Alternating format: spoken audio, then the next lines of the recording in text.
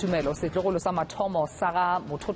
bring you this story, of course, which is our leading story this morning. Now, Diepsloot residents, of course, say they are tired of crime in the area, and they say about 7 people were killed there in just 1 week. The police have confirmed to eNCA this morning that 1 person has been killed in a mob justice attack overnight. But for the very latest, we're now joined by our reporter, Slindelo Masikane, as well as my colleague, Gareth. You can see those visuals. We're from last night. Residents there, of course, running away from rubber bullets from members of the SAPS. But Gareth, you are, of course, right in the heart of where those visuals took place just last night. I could see almost the remnants of burned tires and rocks right behind you. But what can you tell us as well this morning? Yeah, good morning, Timzo. Welcome back again to Diepsloot. The sun has risen, but I'm afraid it's a very somber mood in Diepsloot Extension 1 this morning. You're right, the visuals you saw earlier, still some of the damage left behind, the running battles between residents and police. Let's remind viewers what the issues are. Many Diepsloot residents saying that they feel unsafe. The police are not doing enough in the area to curb violence. We now have heard from the police minister yesterday, sending between 30 and 50 more officers into the area, 16 more vehicles as well. I'll be honest, driving around this morning with my producer and our camera person as well, not seeing an increased police presence this morning, unless you're right by the police station. But you're right, a very, very sad case of mob justice last night, and I'm actually standing in one of the roads, the road itself, here in Extension 1. Just behind me, I'll speak to my guest, who's very kindly agreed to speak to me in a moment. This is what we understand from community members to be the actual area, the spot where this mob justice incident took place last night. You can still see what is fairly fresh blood on the ground, also a surgical glove. I imagine that being from EMS last night trying to treat this individual.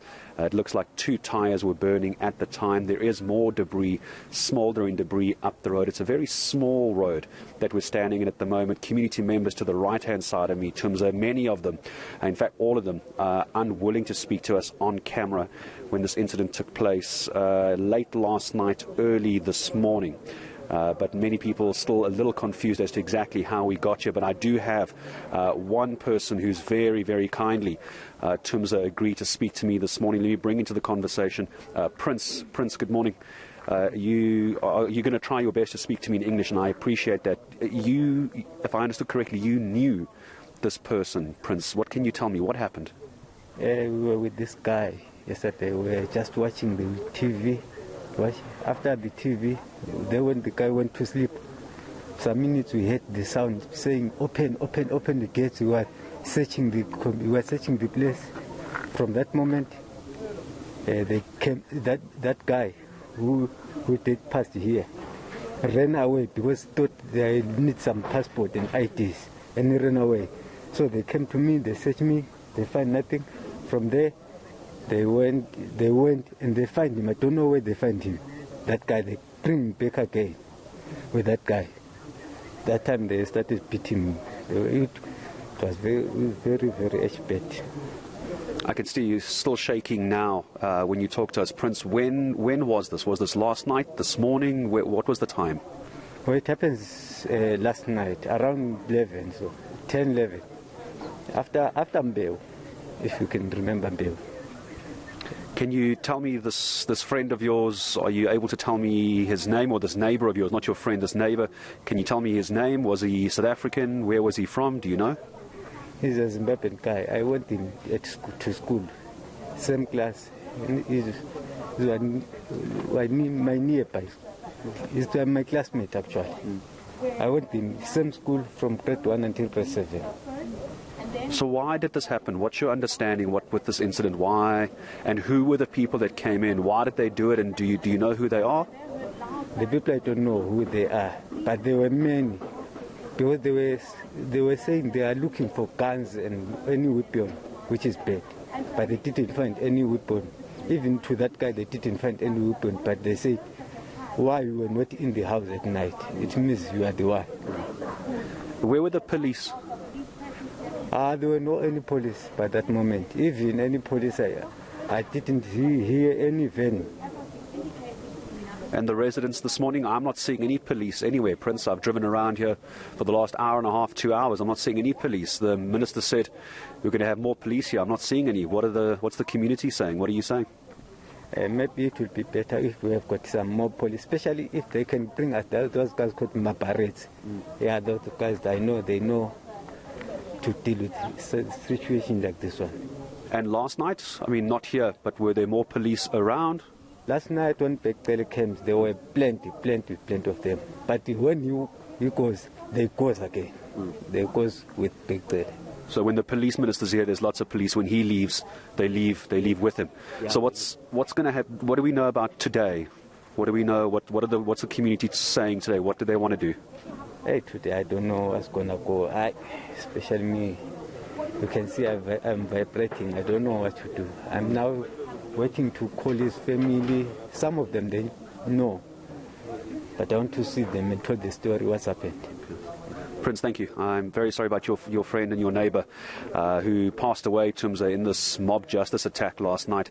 And it seems, and this is what we've been hearing from residents throughout the morning as well, and in fact this is one of the issues in the area, is that every time the cameras arrive, every time the police minister, the police commissioner, the bigwigs, if you will, of the SAPS arrive, then there seems to be lots of police around. We saw quite a few police vehicles and police officers yesterday, but as we just heard from Prince, the moment the police minister, according to the residents, the moment he leaves, the police seem to leave with him. And as I said, I'll be honest, we've driven around Diepsloot looking for this particular road for probably the best part of an hour and a half this morning, and I actually haven't seen one police vehicle in the Diepsloot area. Yes, of course you have the police station just next to the R511, the William Nicol. That's obviously a police presence because that's where they are keeping the vehicles, obviously. But driving around, I actually hadn't seen one.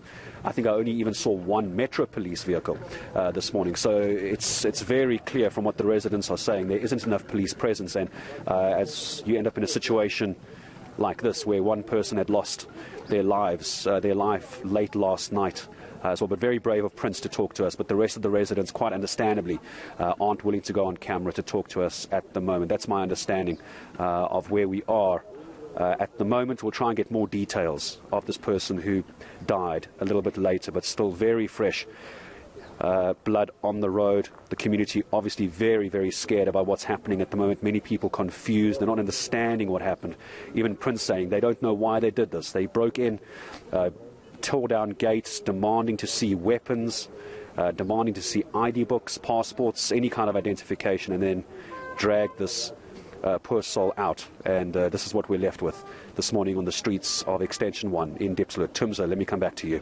Absolutely, Gareth. Understanding from what Prince has told you there that that particular incident happened just last night between approximately 10 p.m. and 11 p.m.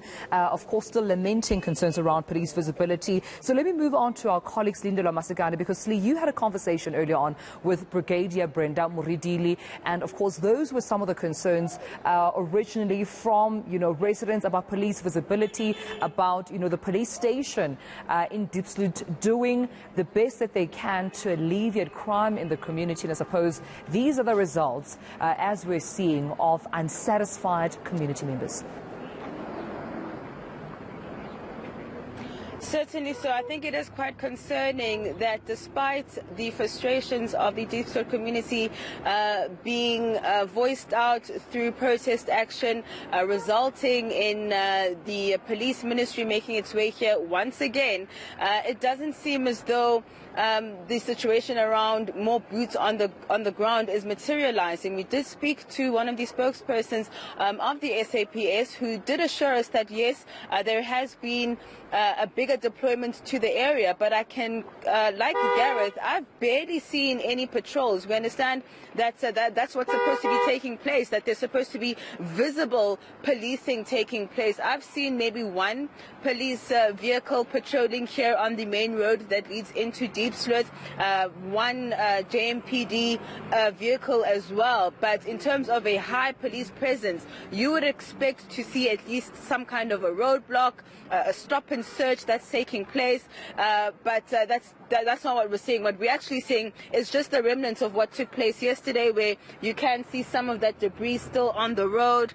However, a much calmer morning. But we did get that confirmation from the SAPS about that mob justice incident. Let's take a listen to what the brigadier had to say. What happened overnight is that unfortunately there was an incident of mob justice, but the police were able to get there in time to make sure that they assist and arrest the situation. What happened is there was a group of people, a small group of people that apparently started going from house to house and then demanding that people give them their nationality or else they were going to do whatever they had the intention to do. But what happened is with this young man, when they got to the house, he just ran out of the house and then they followed him and then unfortunately he was killed.